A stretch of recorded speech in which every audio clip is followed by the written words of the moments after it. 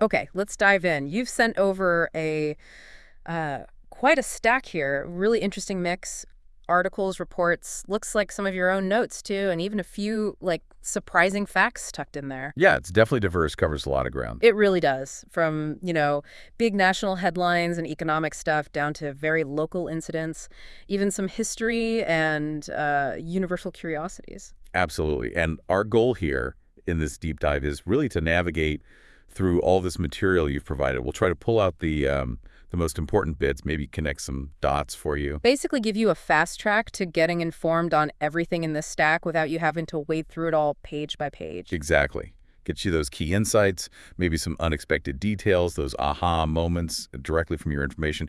We're just sort of guiding the tour. Sounds good. We've got different political takes, detailed economic numbers, reports on security, society, even some global threads, as you said. And those interesting facts, too.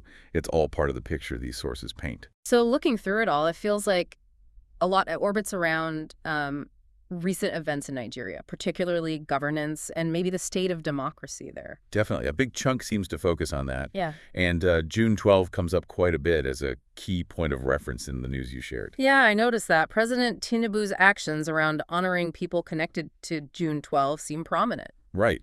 And the sources mentioned these actions got both knocks and kudos. So straight away, you see there were different reactions, different perspectives on that. And there's a direct quote from Vice President Shedema connecting the current administration back, saying Tinubu carries Abiola's democratic torch. That's quite a deliberate linkage. It is. And it's interesting how this historical resonance plays out now. Your sources mention Ohanais, the Igbo group, commending Tinubu for honoring people like Anahoro and Fawehinmi. Right, and they specifically praised honoring Chief Nwosu, too. Yeah, and even suggested naming the INEC headquarters the Electoral Commission after him. That's a specific ask. And at the same time, you have Mosop, the Ogoni group, mentioned. They're hailing the pardon of the Ogoni Nine, including Kensur Owiwa. But they're also pushing for, full exoneration, not just a pardon. So there's still that layer. The impact seems significant, though. Reports of jubilation in the Niger Delta. Exactly. And MKO Abiola's son, Jamiu, is quoted. He said something like, "The wrongs done to our parents now corrected." It really underscores the historical weight of these actions. And your sources also mention what else happened on June 12. Parallel events, it seems. Yeah, protests were held, but also rallies supporting the ruling party, the APC, in Lagos and Abuja. So you see that duality, that political energy, still very much alive around that date. Okay, so that's the historical reflection. But what about the current state of democracy? Your sources seem to have some pretty sharp, differing views on that. Yeah, they really do. You've got these strong claims reported from opposition figures, Atiku Abubakar and Peter Obi. They're quoted saying Nigeria is no longer true democracy. That's a fundamental critique. A very strong statement. And not just them. Professor Pat Utomi's view, as presented here, is that Nigeria is yet to fulfill democratic promise. Maybe a slightly different nuance, but still suggesting a gap between the ideal and the reality. And of course, the ruling party's response is in there too. Right. The APC addresses that specific one-party state claim from the opposition. And their reported response is quite pointed, basically saying, we're not obligated to solve your self-inflicted crisis. A direct pushback. So quite polarized views presented in the material. Exactly. And just to be clear, we're just laying out these different viewpoints exactly as they appear in the sources you provided. We're not taking sides, just showing the spectrum. Got it. Beyond those big claims, there are also glimpses into, the day-to-day workings of government, federal and state level stuff. Yeah, quite a bit. For instance, the National Assembly suggesting the president give a yearly State of the Nation address, but from Parliament. That's framed as potentially boosting accountability. Interesting idea. And the Speaker of the House mentioned a number. Oh yeah, 2,263 bills considered in 2 years. Gives you a sense of the sheer volume of legislative activity, at least in terms of proposals. And from the stage. Governors, collectively, are quoted claiming Nigeria has made measurable progress. A generally optimistic statement from them, though the specifics aren't detailed here. Okay. And specific federal actions. Well, there's the plan to revoke dormant oil licenses that seems significant for resource management.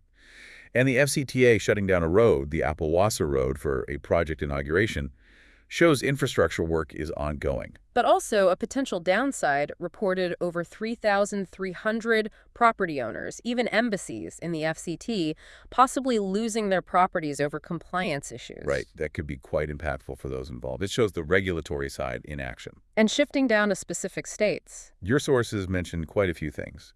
The Gombe governor focusing on agro-livestock, Plateau's Governor Mutfwine launching 15 new buses for transport.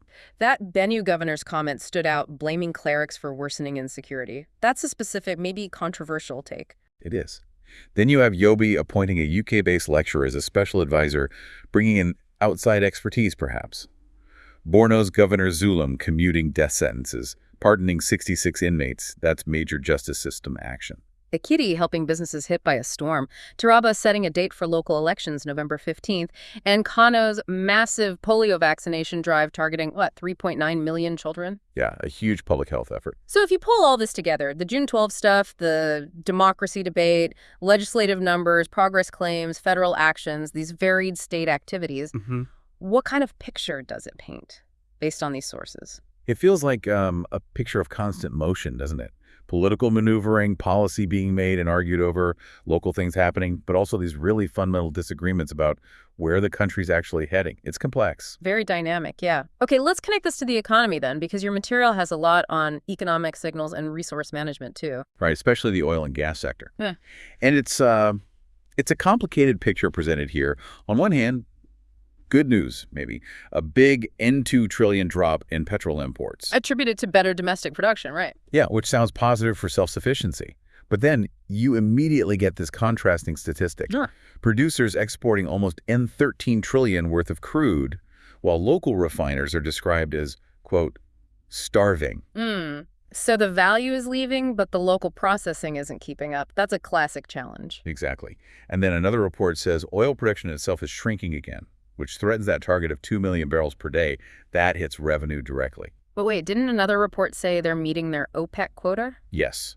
The NUPRC report says Nigeria is producing 97% of its OPEC quota. So how do you square that with shrinking production? Maybe the quota itself was lowered. Yeah. Different time frames. It's unclear from just these headlines. Presents a puzzle. It definitely does. What about NNTCL itself? The National Petroleum Company. Well, they've started monthly reports that suggest more transparency. They reportedly made a N$748 billion profit in April, remitted N$4.2 trillion to the government. Those are big numbers. Significant financial activity. And they're continuing refinery upgrades. Try to tackle that domestic processing issue we mentioned. And that links back to the government policy you mentioned earlier, revoking dormant oil licenses, trying to get those assets working. Precisely. It all seems interconnected. Now, moving away from just oil, other economic news. Yeah, the Bank of Industry planning an impact fund and a youth bank, so targeted finance initiatives. Seems like it. And a report that 2 banks have already hit that N$500 billion recapitalization target set by the central bank shows some strength in parts of the banking sector. But challenges elsewhere seem stark. Manufacturers blaming high interest rates for a huge drop in exports and $746 billion crash. That's worrying for the productive economy. Very. And this detail from LAPO, 70% of Nigerian households lacking water loans. It's a reminder of, basic needs access challenges coexisting with those big financial numbers. It's a real contrast. There's also Sterling Bank launching a N2 billion scholarship for private university students. That's a private sector investment in education. Right. And then some very specific local business bits. Alpha Beta Consulting pushing back against an online report about them. Epo Mechanic Traders closing shops to honor a presidential commissioning shows how national events affect local commerce. And Credit Corp starting a campaign in Kano, plus that Kano FinTech initiative for women and youth, specific local development efforts. So if you try to synthesize these economic points, the confusing oil figures, the bank recapitalization versus manufacturer struggles, the access to basic finance issue, these specific investments and local activities. It feels like an economy with pockets of real activity and profit, maybe resilience in some areas, but also facing major headwinds, policy impacts hitting hard, and deep structural inequalities. The contrasts are really sharp. They really are. Very mixed signals indeed. Okay, shall we shift now to society, security, public well-being, another big area in your materials? Yes, let's do that. Security and justice issues definitely feature prominently.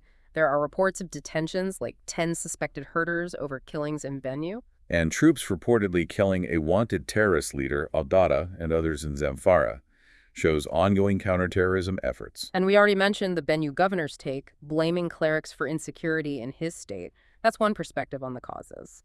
Then there are these specific incidents that give a sense of, well, daily life disruptions and dangers.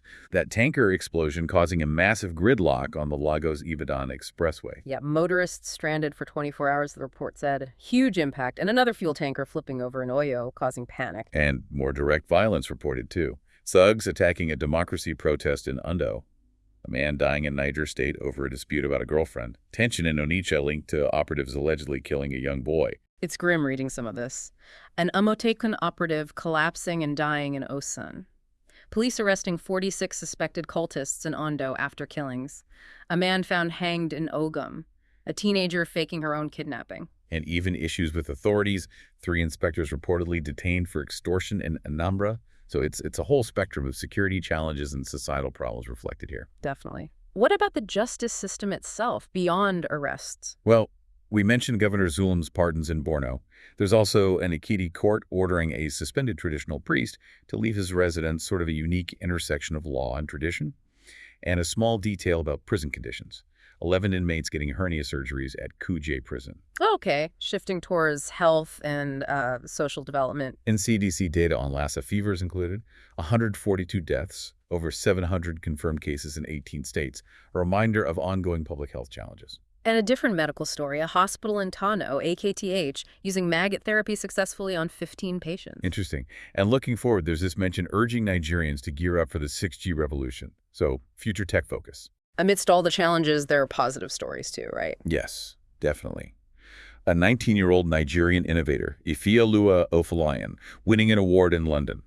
A top graduate from UNN getting a major Commonwealth scholarship. These individual successes stand out. But then the flip side is also reported. A Nigerian arrested in Australia accused of trafficking students. Right. And NAPTAN, the Parents Association, saying the 2026 target for computer-based national exams is unrealistic, suggests potential bumps in the road for educational changes. Your sources also noted prominent figures attending events like Obasanjo and Osinbajo at the Taiwo Odukoya Memorial Lecture. Yeah, bringing leaders together. And regulatory actions. Nesrea, the environmental agency, shutting down 25 facilities.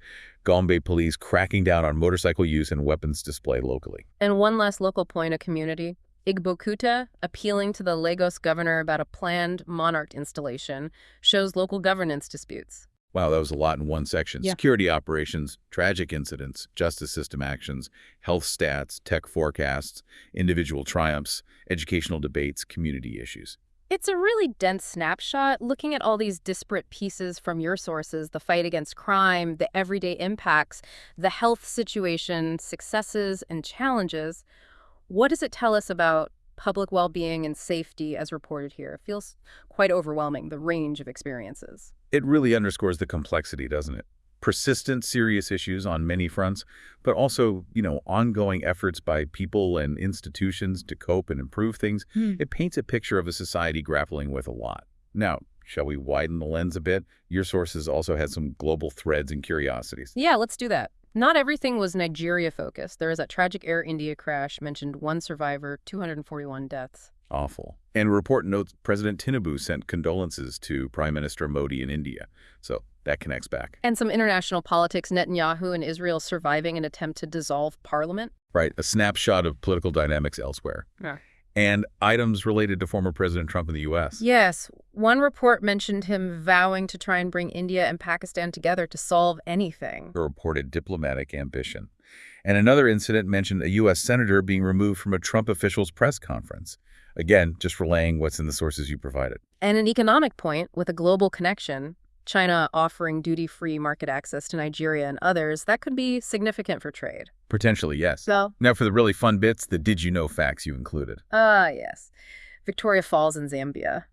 The detail was amazing, 1,708 meters wide, the largest curtain of falling water, and the local name. Moziotunya. Yeah, the smoke that thunders. What a name. Incredible imagery, just pure natural power. And then the other fact, even bigger scale, hydrogen. Right. Makes up about 75% of all matter in the universe. The building block for everything out there, stars, galaxies. Puts things in perspective, doesn't it? It really does. And there was a Today in History point, too. Yes, about South Africa.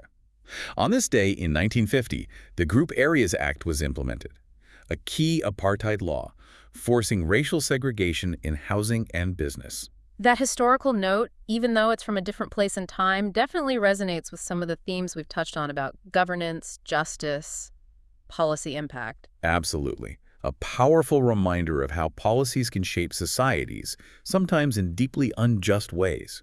Provides important context. And you finished this section with that Dorothy Parker quote. Yes, of course I talk to myself. I like a good speaker, and I appreciate an intelligent audience. A bit of wit after all that heavy information. Felt appropriate. A good place to pause and reflect, maybe. Well, we have certainly covered a lot of ground from this collection of sources you shared. We went from June 12th, historical weight and modern debates, through differing views on democracy today, federal and state actions. Into those complex economic signals, the oil sector puzzles, manufacturers' worries, societal security challenges, health updates, individual stories of success and struggle. And even touched on global events, amazing natural facts, and that bit of history. And the goal, just to reiterate, was to be your guides through this specific material, pulling out what seemed most significant or interesting, connecting some pieces, and hopefully giving you that focused understanding faster than reading it all alone. Exactly. And this deep dive, it's based only on the information you gave us.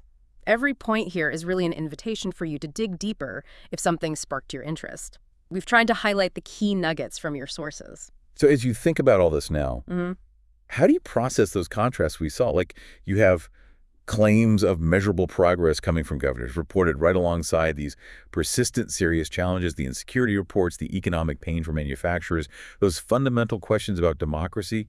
How do those realities all present in your sources sit together? It's a tough question. Or maybe think about how the seemingly disconnected bits fit. A global political move over here, a local security incident there, an economic stat, a fact about hydrogen. Do they form a larger picture for you or inform how you see things? That's the kind of thinking these produced diverse sources can prompt, lots to mull over.